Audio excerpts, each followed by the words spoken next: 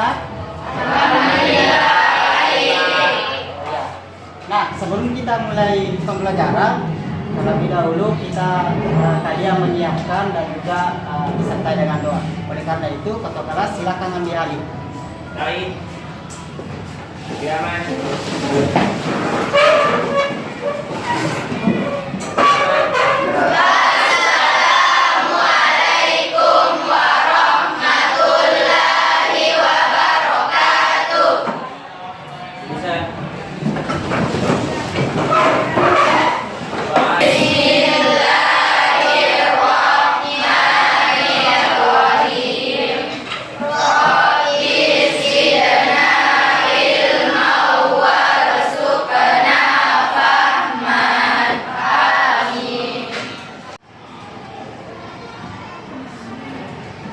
Jadi hari ini saya akan absen kerja. Di sini ada yang tidak ada kan? Ada. Ada semua? Ada. Ada berapa orang? 2 orang. Keterangannya apa? Yang satunya siapa? Atas nama? Sarani. Keterangan? Izin. Ya, teman ini latihan. Apa lagi? Keterangannya apa? Tanpa keterangan. Ya, oke. Ini sudah 2 kali tidak hadir sama saya. Ini mungkin kedepannya kalau masih tidak hadir, maka saya akan menyampaikan kepada guru BK bagaimana tindakan anak tersebut. Kalian masih ingat pembelajaran yang kemarin? Masih. Jadi tetap kita akan besok tentang puisi.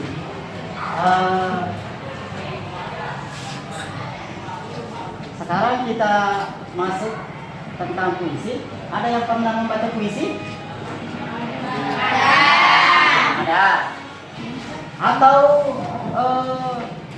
ada yang pernah membaca puisi Khairil Anwar? Pernah? Oke, mantap. Yang itu sudah mantap. Nah, sekarang ada yang pernah menulis puisi atau mengarang sendiri? Alhamdulillah. Nah, justru itu akan kita pelajari sekarang tentang menganalisis dan menginterpretasi isi puisi. Jadi saya akan tulis ya anak-anak. Untuk puisi dasar 10 tinggi 1 yaitu analisis dan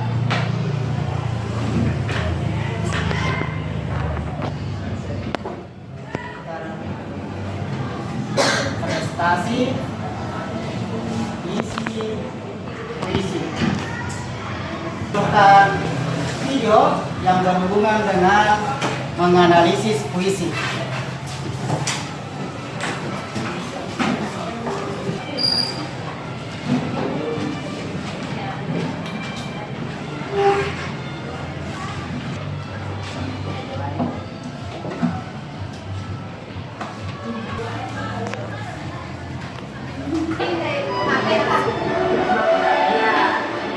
Seperti apa? Nah, sikap dan cinta seperti perdebatan, apakah ketika kita mengasihi seorang kita harus mengawininya, atau misalnya ketika kita mengawini seorang itu kita harus kasih sayang pada dia, kira-kira seperti itu. Assalamualaikum warahmatullahi wabarakatuh. Halo, berjumpa lagi dengan saya Alisa Ainu, dan terima kasih sudah mengklik video. Kali ini kita akan bahas mengenai puisi. Apa itu puisi? Saya pasti pernah mempelajari puisi sebelumnya, atau mungkin dari saya akhir menulis puisi atau membacakan puisi mungkin. Oke, kita akan mengenai pengertian dari puisi. Puisi merupakan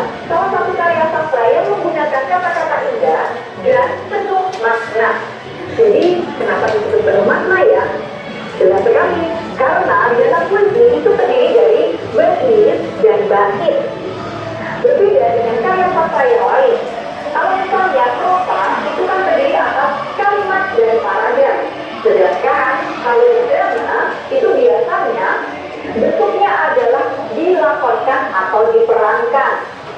Jadi ketika kita membaca puisi, itu kita membaca sebuah kata yang padat makna. Kita akan bahas ya mengenai jenis-jenis dari puisi. Jadi jenis dari puisi itu ada dua, puisi lama dan puisi baru. Puisi lama itu memiliki dua jenis. Yang pertama adalah penulisan yang menggunakan kriteria penulisan puisi. Jadi ketika menulis puisi tersebut itu harus menyesuaikan atau harus menaati kriterianya. Contoh, menulis pantun harus 4 baris, sajarnya A, B, A, B, sampiran di baris pertama dan kedua, isi di baris ketiga dan keempat. Nah, itu merupakan kriteria penulisan puisi. Yang kedua adalah puisi lama biasanya tidak diketahui nama pengarangnya. Selanjutnya puisi baru atau puisi modern. Puisi baru atau modern itu ciri-cirinya biasanya sudah tidak memakai ketentuan atau kriteria penulisan puisi. Jadi bebaslah kalian mau bentuknya seperti apa, berapa baris, rimanya seperti apa, terserah kalian, terserah. Kemudian yang kedua, penulisnya sudah diketahui. Jadi ketika puisi modern atau puisi baru, penulisnya sudah diketahui. Misalnya apakah Khairul Anwar, apakah Rizal Subaghi, dan lain-lain. Di dalam puisi baru itu ada tokoh sastrawan yang memulai puisi baru, itu adalah Khairul Anwar. Kalian pasti mengenal Khairul Anwar ya. Sampai saat ini, walaupun beliau sudah meninggal, karya-karyanya dan nama besarnya itu masih dikenal sampai saat ini. Siapa yang mau meneruskan Khairul Anwar menjadi seorang sastrawan dan penyair? Kita lanjutkan. Struktur dari puisi. Nah, struktur dari puisi itu terdiri atas dua, yakni fisik dan batin.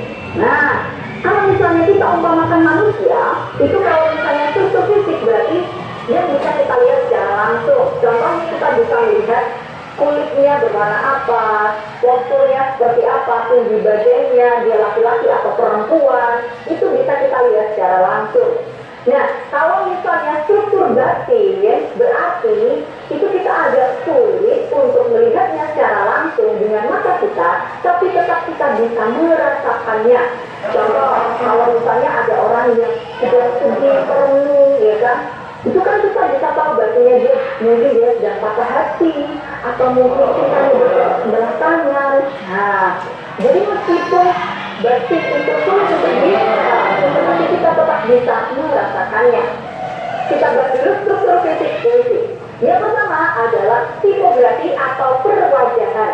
Nah, tipografi atau perwajahan adalah tata letak kata, pengaturan baris, hingga pemakaian huruf kapital yang tidak selalu ada di awal baris. Nah, jadi perwajahan itu kita bisa lihat secara langsung bentuknya seperti apa. Nah, penulisan puisi itu kan ada yang mungkin ke rata kanan, ada yang memilih ke rata kiri, ada yang menuliskan baris-barisnya itu di tengah atau center, ada juga loh puisi yang bentuknya zigzag, yang bentuknya seperti pot bunga, yang bentuknya seperti hati misalnya. Jadi, silakan disimak contoh dari puisi Kita Bisa Sumbangi yang berjudul Tragedi Kita Buka.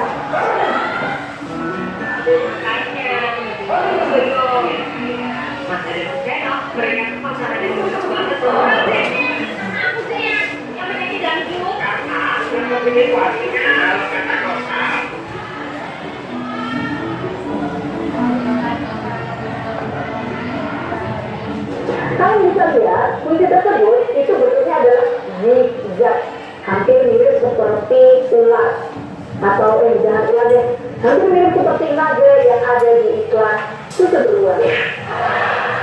Terus kalau misalnya tipografinya seperti itu boleh, silahkan. Jadi kalau misalnya kalian ingin berekspresi, titik tipografinya itu bermacam-macam, itu tidak masalah. Tapi ada tapinya. Tipografi yang unik itu tentu saja ada maknanya. Coba ya makna dari puisi ini kira-kira seperti apa. Nah, Siska dan Winska itu sebenarnya kata kasih dan kata kawin yang dibalik saja. Itu ada seperti perdebatan. Apakah ketika kita mengasihi seseorang kita harus mengawininya, atau misalnya ketika kita mengawini seseorang itu kita harus kasih sayang pada dia. Kira-kira seperti itu. Oke, lanjut ke struktur fisik yang kedua, yakni diksi. D-I-K-S-I, ya, diksi, bukan diksi temannya Wawa, Po, Tinggi, Misi, Teresabit, bukan ya. Diksi adalah pemilihan kata-kata dari penyair untuk mengungkapkan atau mengekspresikan perasaan dari penyair. Jadi ketika kita membuat sebuah puisi, nah puisi itu kan padat makna ya. Jadi kita harus benar-benar memilih kata tersebut itu sesuai atau tidak dengan puisi kita. Contohnya, ketika ada kata melihat, nah kata lain dari melihat itu kan ada memandang, kemudian ada melirik, ya kan ada melotot. Nah itu yang paling tepat untuk mengekspresikan puisi kita itu kira-kira kata apa? Itu namanya diksi. Selanjutnya, struktur fisik yang ketiga adalah imaji atau citraan. Imaji adalah rangkaian kata yang mampu mengugah keinderaan kita. Jadi ketika kita membaca sebuah kata di dalam puisi, kira-kira kata tersebut itu akan membangkitkan indera apa? Nah, citraan atau imaji itu ada beberapa jenis. Yang pertama adalah citraan visual. Citraan visual merupakan rangkaian kata yang akan membangkitkan indera penglihatan kita. Jadi penglihatan kita akan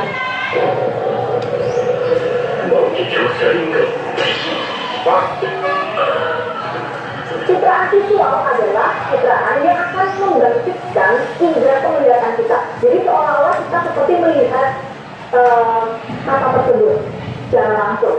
Contohnya ada kata gedung, langit, awan. Nah itu kan kita seolah-olah melihat gedung pencakar langit. Oh berarti kita membayangkan gedungnya mungkin tinggi, langit yang biru. Oh kita membayangkan melihat langit yang biru dan lain-lain. Kemudian citraan yang kedua adalah citraan auditif atau pendengaran. Citraan auditif atau pendengaran itu adalah citraan yang ada hubungannya dengan indera pendengaran kita, yakni telinga. Contoh citraan pendengaran adalah gemericik air. Nah, kritik-kritik kita bisa seolah-olah mendengar gemericik air. Atau misalnya kicau burung. Ini kebetulan burung saya nggak bunyi. Kicau burung dan lain-lain.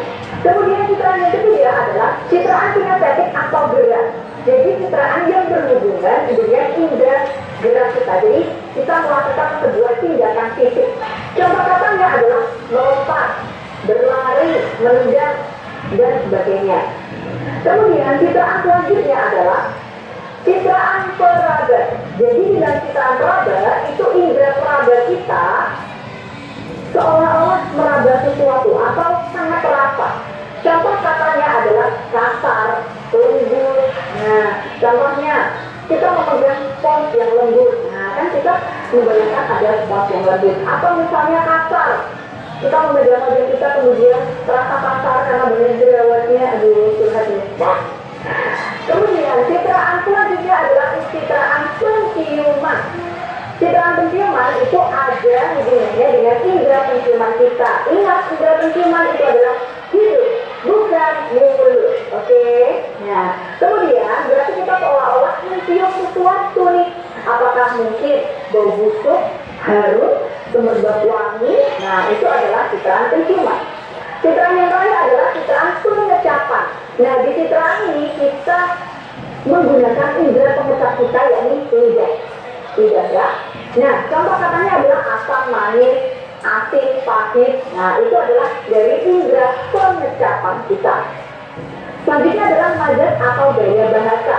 Nah, di dalam majas atau gaya bahasa ini, ketika kita memakai majas, itu lebih memperkaya kata kita. Kata-kata yang di dalam puisi itu lebih terasa efeknya begitu. Nah, sekarang kita akan lanjut materi, namun sebelumnya kalian akan dikelompokkan. Jadi ada 5 kelompok, diantaranya 6 atau 7 orang. Nah, jadi kita bagi kelompok 1, 2, 3, 4, 5. Nah, silakan bentuk kelompok dan tentang jawaban. Nanti kita akan kembali tentang mendiskusikan soal-soal Contoh satu.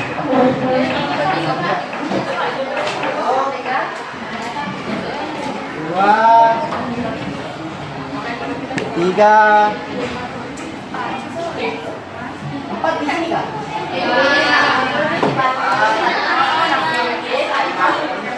Silakan diskusikan dulu, nanti setelah 20 menit ke depan kita akan diskusikan lagi.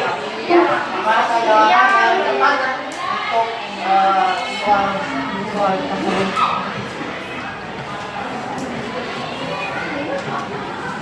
Silakan teman-teman diskusi. Ya. Nah, setiap kelompok boleh sampai ya. Yang jelas kalian bisa memberikan jawaban dulu.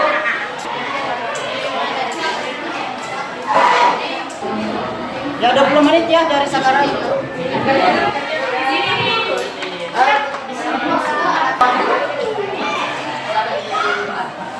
Diskusikan ya. Mana yang baik.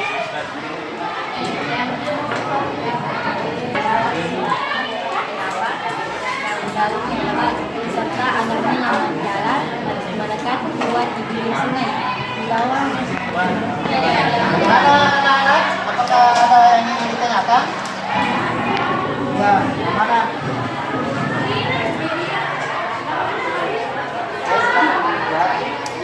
Tanya.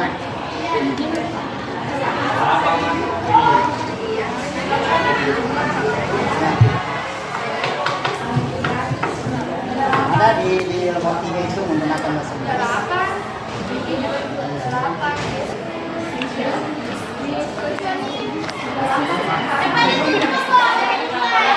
Jadi di sini kelompok 4. Ya. Ada yang mau ditanyakan di situ? Silakan dibuka, dilihat. Sudah puisi atau ada yang terganggu. Mau masuk bagiannya. Nikmati dulu. Kalau ada yang ingin kita bahas, silakan aja yang saya rekam kembali. Masalah jawaban boleh ditandai atau di apa namanya, dilingkari atau ditulis jawabannya di sini lalu diberikan keterangan. Jelas? Oke, nah. Kelompok 2. Apa mau ditanyakan? Oh, sudah jelas? Ya, semoga juga jawabannya jelas. Oh ya, langsung dijawab di situ. Itu adalah lampiran yang harus kalian jawab. Kelompok 3, mana kelompok pertama ya? 1. Yang mana kak? Oke, silakan ditulis di situ nama siswa dan juga kelompok berapa. Ya. Gimana, sudah jelas? Oke, silakan dikerja. Insyaallah lagi 10 menit kita akan diskusikan lagi. Nomor 1, tema dari puisi di atas adalah, jawabannya adalah A. Keindahan alam. Keindahan alam. Ada jawabannya lain? Ada. Kita sampaikan dulu di kelompok 3. Tidak? Berapa yang disebut? Tema dari puisi di atas adalah A. Keindahan alam, B. Misteri pohon ketapang, Ya. C. Kesejukan di tepi sungai, Ya. D. Keberadaan pohon sebagai tumbuhan penting. Jawaban B. Misteri pohon ketapang. Misteri pohon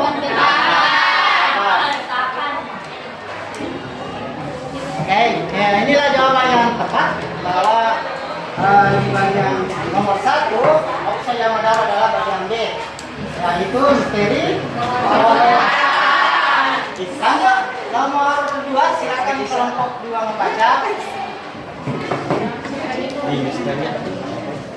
Dua, dalam puisi kata orang-orangan dan huruf-huruf adalah contoh dari C. Kata-kata yang digunakan sebagai simbolisme.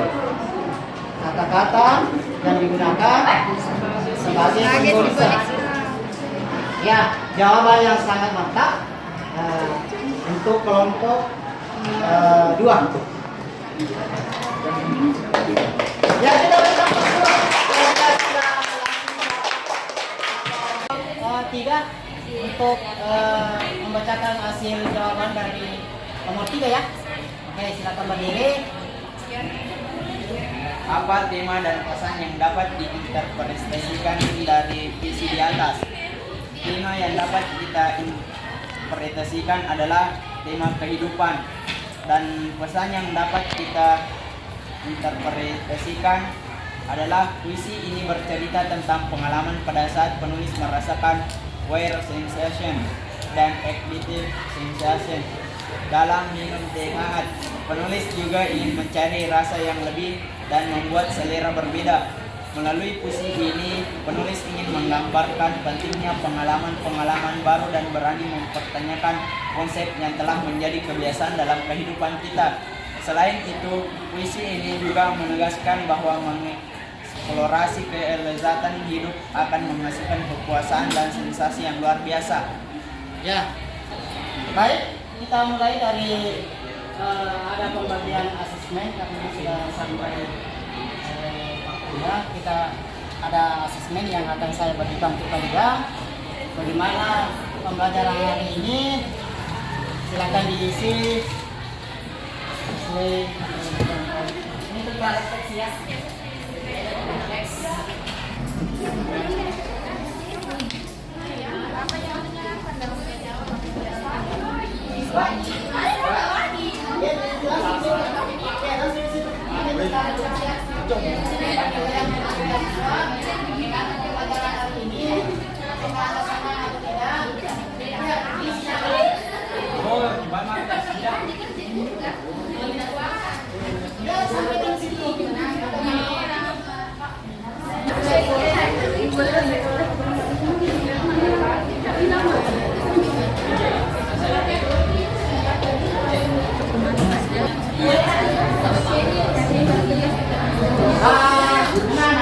Sebelum saya akhiri pertemuan kali ini, saya akan menyimpulkan pembelajaran hari ini bahwa puisi atau isi puisi itu adalah ungkapan perasaan penyair dalam kehidupan sehari-harinya, biasa menyisipkan setiap kata menggunakan majas dan juga tentang kata-kata yang indah.